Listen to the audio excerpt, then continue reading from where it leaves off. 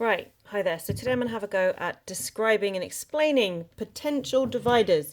The spec point for this is slightly boring. They essentially just say you need to understand what a potential divider is, and the answer to that is, well, it's something that's used to supply a constant or variable potential difference from a power supply. Power supplies notably often have fixed potential differences. It might be you're using a 1.5 volt battery or a 230 plug or whatever it is. They often have fixed PDs, and sometimes we want to not have our appliance receive that fixed PD, and so we can use a potential divider to split the potential difference from our source to different components as we choose.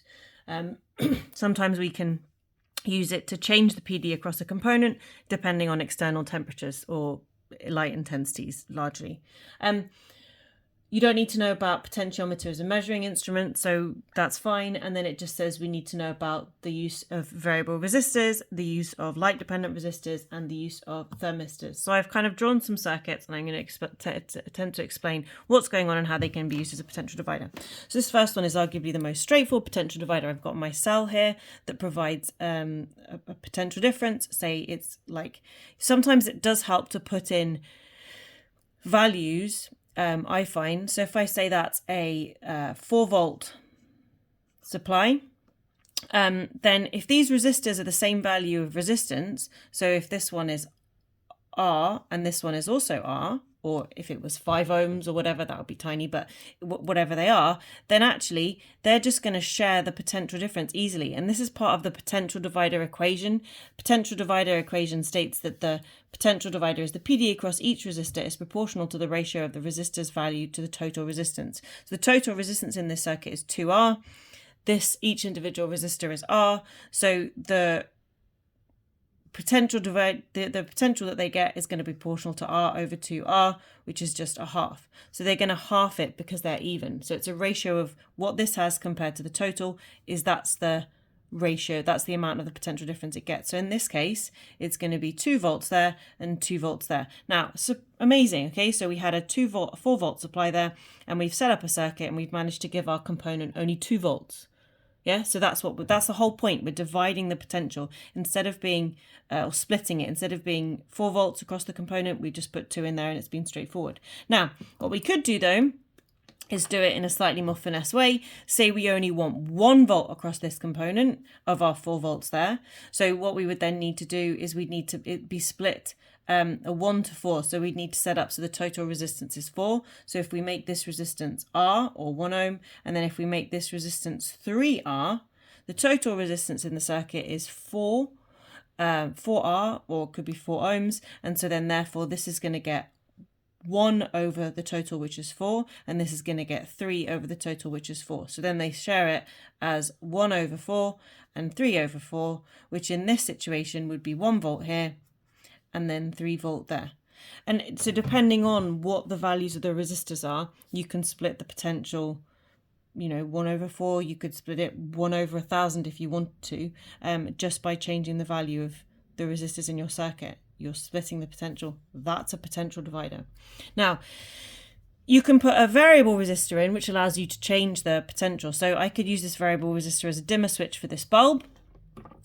So whatever my potential here, say this was 4 volts, if initially it's R and R, if they both have the same resistances initially, then they're going to share it evenly, right?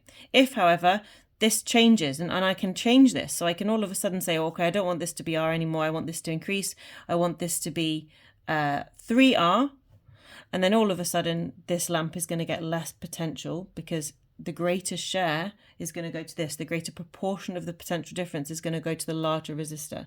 So it's going to be, instead of an even share now, this is going to get 3 volts and this is only going to get 1 volt. If I reduce this, say make this instead of R, make this half R, so R over 2. Now the total resistance is going to be 1.5, so they're going to share it as that ratio. So this is now going to get twice what this one gets, which is slightly complicated for the 4 volts. But this allows you to change the potential, change the resistance of one to change the potential of the other. And effectively, this is how dimmer switches can be set up. However, this is not a very elegant way of doing this, because I always have to have them in series, and so they're always going to share it. Now, this means that this can never get down to 0 volts. I can only ever get, I can get this the maximum volts, because I could reduce this potential difference down to 0 ohms effectively, and then 0, this gets the full share of it because it's the only resistor in there. So it gets 4 volts. But whatever the maximum resistance of this is, it's still going to take, this is still going to have a share of the potential difference. So this doesn't allow me to get a full share, but it is reasonably energy efficient, because I can get the maximum value through here by reducing less power, because this is the only resistor in the circuit. But it's not going to allow me to get the minimum value across this, because it's always got to share it. Now, the way around that is to set it up like this, which is just a different way of setting up your variable resistor. The idea is you're kind of like, I guess, tapping off a potential difference for your bulb instead. This is less efficient though, because you've always got this loop with the full resistance in, so you're always losing full resistance, the power across this resistor.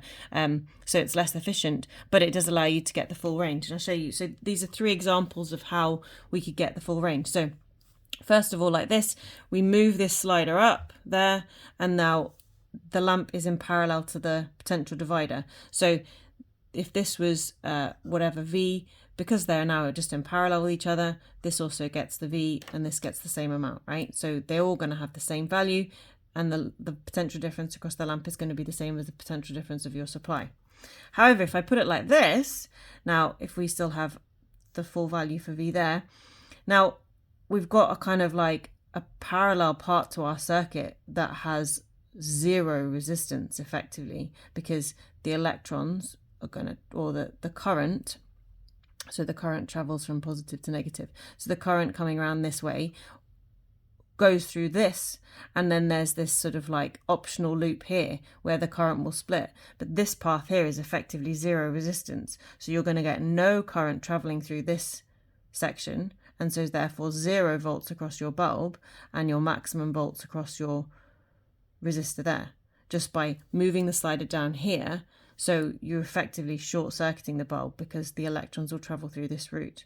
So it allows you, and the resistance of this thing is effectively 0, because it's going to be smaller than the resistance of the lowest one. I mean, this wire will have some value of resistance, but it's 0. So this total resistance of this little parallel combination here is going to be 0. So it's going to be 0 volts across it, and you're still going to have your maximum potential, your maximum V across this resistor here. So it's quite a wasteful way of getting 0 volts across your bulb, but it does allow you to get your full range of readings from 0 up to the maximum across your bulb, which this one doesn't. This is just an example of the halfway point. So if you kind of are tapping it in halfway, then you can see the bulb is in parallel to half of this. So you've effectively divided this resistor in half, and the bulb is now in parallel to half of that, and so it's going to have half of the potential difference across it. I mean, it is slightly more complicated, but effectively it means that the interim points, you can go from 0 volts if it's there, all the way up to the maximum potential difference there. But wasteful, power losses, but much easier to get the full values. And this is probably what you would have done when you did the IV graphs for a filament lamp, so that you can get the full range of values. This is just another way of drawing this kind of circuit, because it is in they are in series. It just kind of like effectively where it is, it's wasted. So instead of changing the variable resistors values, you just kind of like change how much of it it's connected in series to, and then you kind of have this like sort of just drop off here. But when the line is here, the bulb is connected in series with the whole resistance, whereas when the line is there, the bulb is connected in series with nothing. So again, when the bulb is connected in series with nothing, the bulb gets the full potential. But when the bulb is sharing there as a proportion of the resistances, it's not going to get 0. It's still going to go from the full value down to maybe, I don't know, half the value, whatever it is, depends on the resistance of this resistor. The bigger value for the resistance you have here, the closer you'll get to 0 here, but then you're never going to get fully down to 0, because they've still got to share it. Now, so this is the main thing that tends to come up where they ask you like which circuit is better. It's always this one, even though it is more wasteful. Yeah. Now, you can also use potential dividers in sensor circuits. So I could connect a light-dependent resistor across this, and then I can, sometimes you see this like V out. So the idea is that this is the potential difference you want out. Now, for light-dependent resistors and thermistors, for both of them, you have to remember that as the temperature or as the light increases, the resistance decreases. Right? So as temperature, as light increases, resistance decreases. It's because more electrons are freed up, and it's kind of for slightly counterintuitive, because when we do the light bulb, we see that as the resistance increases, the light gets the resistance of the bulb gets increases because the movement of the ions as the temperature increases. But for these ones, as you increase the temperature in a thermistor, more electrons are released within the material, which reduces the resistance, and the same for the light dependent resistor. So they kind of do what you might not imagine. So for this circuit, if I increase the light intensity, right, whatever potential difference I've got here, if you imagine initially they might be the same resistance. If I increase the light resistance, and they're going to split it evenly, so it's going to be half each if they're the same resistance initially. When the light intensity increases and this resistance decreases here, now this is going to be the bigger resistor, so it's going to take a bigger share. This is going to be a smaller resistor. If the light intensity decreases and the resistance increases, this can end up taking a bigger share. So what we've got here is a system set up. So as the light intensity increases, whatever we've got here, our potential difference here, is going to decrease.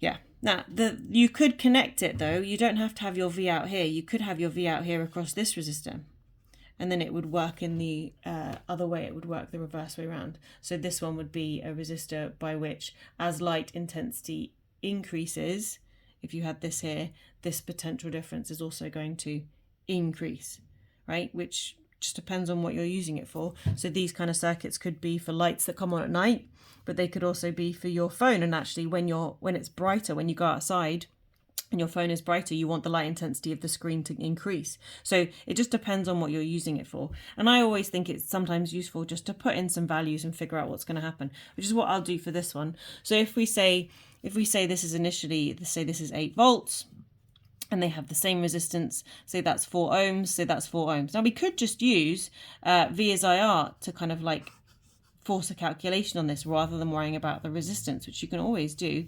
So we could calculate the total resistance in the circuit here, and then calculate the current in the circuit.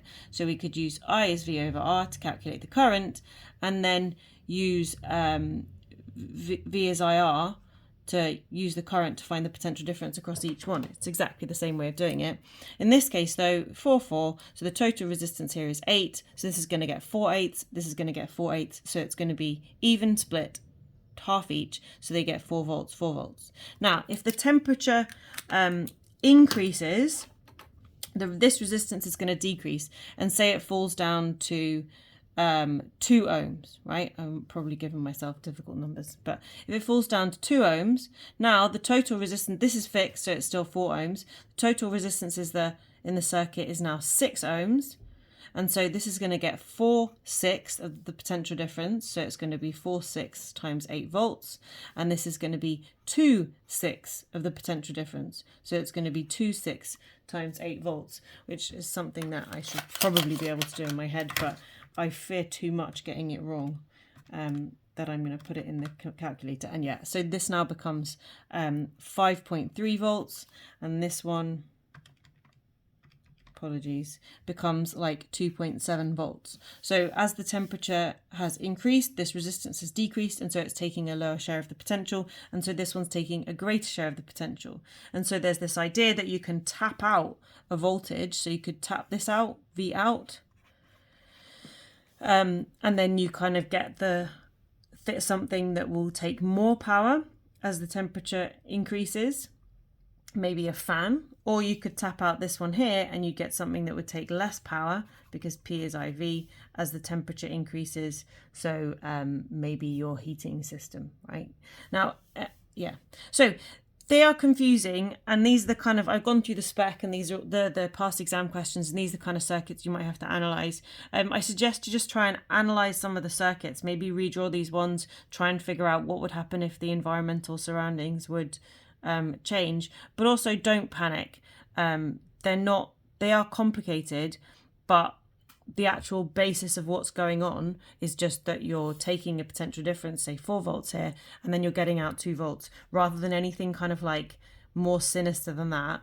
And to a certain extent, you can just learn the logic behind this, that this kind of circuit allows maximum control but is less efficient.